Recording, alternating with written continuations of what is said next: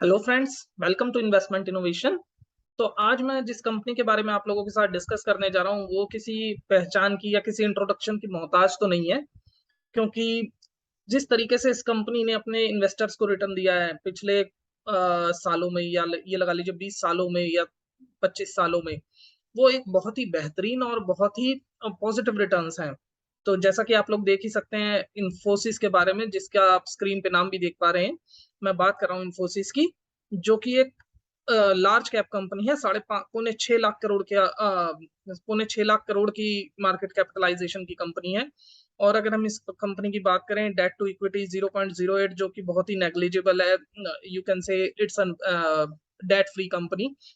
और इस कंपनी ने हाल ही में अपना ऑल टाइम हाई टच करा था 1954 रुपए, और अभी ये अपने 52 वीक लो, जो कि 1365 और 1360 जो इसने छुआ था, उसके आसपास ही मिल रही है। तो और इस कंपनी के आरओसीई की बात करें 37.1%, आरओई की बात करें 29%, जो कि बहुत ही comfortable, you can say discounted price पे, जिसे हम कह सकते हैं, वो मिल रही है। बट किसी भी कंपनी में इन्वेस्टमेंट और डिसइन्वेस्टमेट आपका अपना पर्सनल डिसीजन होना चाहिए। आप अपने स्टॉक एडवाइजर से डिस्कस करके ही ये चीज करें। मेरी सिर्फ सलाह है कि आप लोग सीखें और एनालाइज कर सके कि किस कंपनी में कब एंटर करना चाहिए और कब एग्जिट करना चाहिए। तो आज मैं आप लोगों के साथ एक नई टेक्निक शेयर करूंगा, जिसमें किसी भी शेयर में कब एंट्री करनी है, कब एग्जिट करनी है, आपको पता होगा उस कंपनी के बारे में। तो दोस्तों, इसमें बहुत ही सिंपल स्ट्रेटेजी मैं आप लोगों के साथ शेयर करूंगा, तो वीडियो में बने रहिए। सबसे पहले हम बात कर लेते हैं इसके फंडामेंटल्स की। तो आइए नीचे चलते हैं। देखिए, जैसे यहाँ पे भी ये दिखा रहे हैं कि ऑलमोस्ट डेट फ्री कंपनी है, और ये सेकंड नंबर की कंपनी है आफ्टर टीसीएस। तो जी हाँ, बिल्कुल आईटी इस टाइम भी बिल्कुल क्रैक्ड हो चुका है। बट क्रैक किस वजह से हो चुका है, ये भी हम एक बार नजर मार लेते हैं। तो देखिए, सितंबर, मार्च, और अगर मार्च 21 की बात करें, या ईयरली हम पी एंड एल की फिगर निकाल लेते हैं।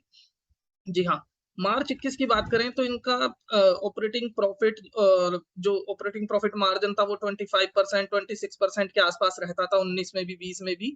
और ये बढ़ के मार्च 21 में 28% हो चुका था। और आज घट के ये वापस अपने 25%, मतलब मार्च 20 के लेवल पे आ चुका है। और अगर हम कंपनी के सेल्स की बात करें, सेल्स में अगर 27,000 करोड़ से लेके 1,28,000 करोड़ की बात करें, ट्रेलिंग 12 मंथ की all time high sales company ने दिखाई है। और रेवेन्यू जिसे हम कहते हैं, all time high net operating profit दिखाया है। यहाँ तक कि नेट प्रॉफिट भी 6800 करोड़ से लेके 22,000 करोड़, जिसे हम हम बात करें मार्च 22 से लेके अभी ट्रेलिंग 12 मंथ की, तो 22,000 करोड़ पे कंपनी पहुंच चुकी है। तो देखिए, कंपनी किसी भी सूरत में फंडामेंटली तो वीक नहीं हुई है, ये बात तो एक तय है। बट कंपनी का शेयर प्राइस कितना टूटा है वो हम आगे भी चेक कर लेंगे। और यहाँ अगर हम बात करें बोरोइंग्स की, तो कंपनी ने मार्च 20 के बाद बोरोइंग्स थोड़ी बढ़ाई हैं, और जिसके हम मल्टीपल रीजंस हो सकते हैं। यहाँ पे कंपनी की प्रेजेंटेशन में भी हम लोग जाके एक देख सकते हैं, जो कि आप लोग एक बार वर्क करिएगा, तो अच्छे से समझ आएगा कि क्यों मैं इस चीज को आगे कहना चाहता हूँ कि खुद से करेंगे तो ज्यादा सीखेंगे। और अगर हम बात करें कंपनी के अपने पैसे की, तो 25,000 करोड़ का रिजर्व जो था आज 71,000 करोड़, तकरीबन 3 करोड़, 3 टाइम्स जो हो चुका है। और अगर यहाँ हम बात करें शेयर होल्डिंग पैटर्न की, तो किसने घटाया किसने बढ़ाया, यहाँ पे भी हम देख लेते हैं। तो देखिए, almost same same share holding बनी हुई है एफ की अभी भी। डीआईआईस की कहीं यहाँ पे 22% से 18% गई है। पब्लिक में अगर हम देखें कौन कौन है, जी हाँ, पब्लिक में मल्टीपल पर्सन हैं, बट उनमें से देखिए स्ट्रॉन्ग हैंड्स कितने मजबूत हैं। 14 और 6 20, और एक 31, और एक 32, 14 और 6 20, और एक 21, और एक 22, सॉरी मैं गलती कर गया।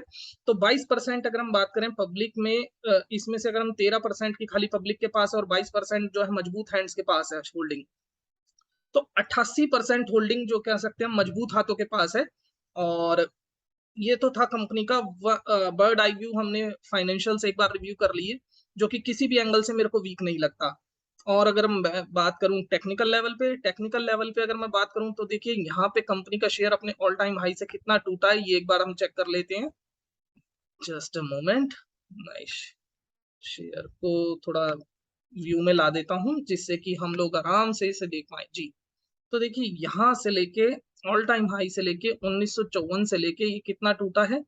जी हाँ, ये देखिए, ये तकरीबन 30.5% टूट चुका है।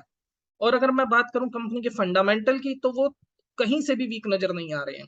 जबकि all time high profit, all time high sales company अपनी शो कर रही है, और आरओसी भी उसकी कहीं भी गिरावट नहीं आई है।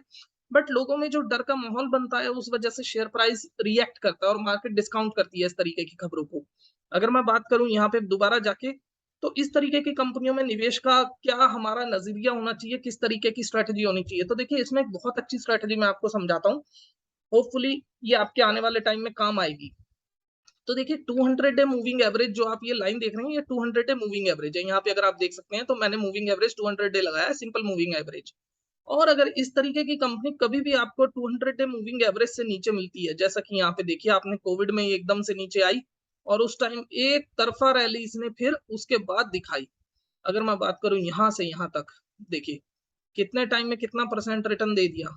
सिर्फ 1.5 साल के अंदर अंदर इसने 250%, मतलब 250% रिटर्न एक बहुत ही मायने रखता है किसी भी लार्ज कैप कंपनी के लिए, और वो भी इस तरीके की बहुत हैवी वेट कंपनी के लिए। तो अगर हम बात कर लें 200 डे मूविंग एवरेज, जी हाँ, यहाँ पे एक बार आया था, यहाँ पे एक बार आया था, लेकिन ये वापस ऊपर चला गया और 4 महीने के अंदर अंदर 30% रिटर्न। उसके बाद कोविड आ गया, हालांकि इसको कोई एक्सपेक्ट नहीं कर सकता था, जिस वजह से प्राइस ने दोबारा अपॉर्चुनिटी दी पर एंटर करने की। उससे पहले कब आया था? जी हाँ, ये देखिए, ये छोटा सा यहाँ पे हमें दिख रहा है।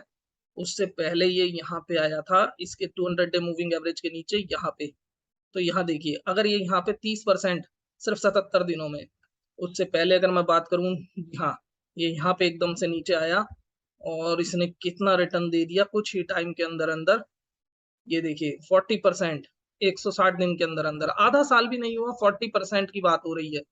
और ये एक यहाँ पे आया था 2016 में, जिसके बाद इसने एक लंबा कंसोलिडेशन दिखाया था। बट ये अपने 200 डे मूविंग एवरेज को रिस्पेक्ट करता है, उससे बहुत ज्यादा दूर जाने की कोशिश नहीं करता है।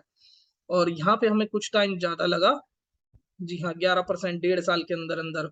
बट अगर मैं बात करूं, आप में से मल्टीपल पर्सन ये कहेंगे, या बहुत से पर्सन ये कहेंगे, यार ये तो देखिए अभी की बात कर रहा है, जब रिसेशन का डर है यूएस में, और इस तरीके के जो है माहौल में ये इस तरीके की बात कर रहा है। तो आइए एक बार रिसेशन का टाइम भी देख लेते हैं, जब एक्चुअल रिसेशन आया था, मैं तब की बात कर रहा हूँ। अभी रिसेशन की सिर्फ बातें ही बातें हो रही हैं। और बातें भी क्यों हो रही है? क्योंकि लोगों को पता है नहीं कि एक्चुअल में होना क्या है। इवन आप और मैं भी नहीं बता सकते। लेकिन जब एक्चुअल में रिसेशन आया था, जब लेमन ब्रदर्स क्रैश हुए थे, और लेमन ब्रदर्स का जो केस हुआ था, उस टाइम पे शेयर कितना गिरा था?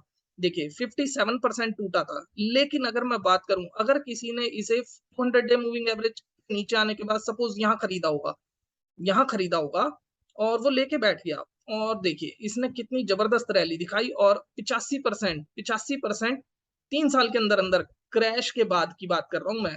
क्योंकि क्रैश एक इतना जबरदस्त क्रैश था, वहां तो रिसेशन आया और ये और वो, पता नहीं क्या क्या बातें हुई थी। तो एक्चुअल रिसेशन के बाद जो बढ़ा था वो 85%, 3 साल के अंदर अंदर ये 3 से 4 साल के अंदर अंदर ये इतना भाग गया। तो देखिए, ये है अच्छे स्टॉक की निशानी। आपको 200 डे मूविंग एवरेज को देखना है, और उसके बाद उसमें अपनी एंट्री और एग्जिट पॉइंट डिसाइड करना है। और further there may be a lots of trading strategy for a individual person और person to person, it may be depend on person to person. So it's up to you. But अगर मैं एक चीज और देख लूं कि क्या इसने सन 2000 में जब आईटी बबल क्रैश हुआ था, जी हाँ, ये देखिए, ये आईटी बबल जब बर्स्ट हुआ था, ये अपने ऑल टाइम हाई से टॉप से कितना नीचे आया था? 85% टूट चुका था शेयर। लेकिन उसके बाद इसने क्या जबरदस्त रैली दिखाई है, ये देखिए। ये अगर अपने लो पे आया और इसने सीधा सीधा, ये देखिए, 200 डे मूविंग एवरेज के ऊपर चल रहा है, और यहां तक आने में, जी हाँ, 5 सालों के अंदर अंदर 8.5 गुना पैसा आपका कर दिया।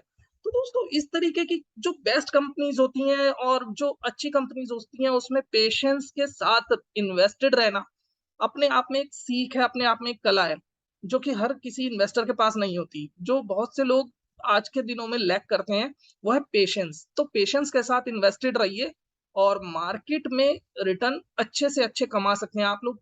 ये सोचेंगे कि मार्केट में रिटर्न कमाना पॉसिबल नहीं है, बट मार्केट में रिटर्न कमाना उतना ही पॉसिबल है जितना कि मोटरसाइकिल चलाना या गाड़ी चलाना या किसी भी चीज को ड्राइव करना। तो मैं होप करता हूं कि इस वीडियो से आज आप कुछ सीखे होंगे, कुछ नया सीखे होंगे और एक नई स्ट्रैटेजी आप लोगों के साथ डेवलप हुई होगी और आने वाले टाइम में भी मैं आप लोगों के साथ कुछ इस तरीके की स्ट्रैटेजी शेयर करता रहूँगा। बस आप लोग इस चैनल को सब्सक्राइब करें, लाइक करें, शेयर करें और अपने दोस्तों के साथ भी शेयर करें जो मार्केट को कहते हैं, यार मार्केट में तो पैसा लूज़ ही होता है और पैसा बनता ही नहीं है। तो दोस्तों ये गलत धारणा है। मेरा मानना ये है कि मार्केट में पैसा भी बनता है और लोग सीखते भी हैं। तो आज के लिए इतना ही। Thanks for the day and have a nice day.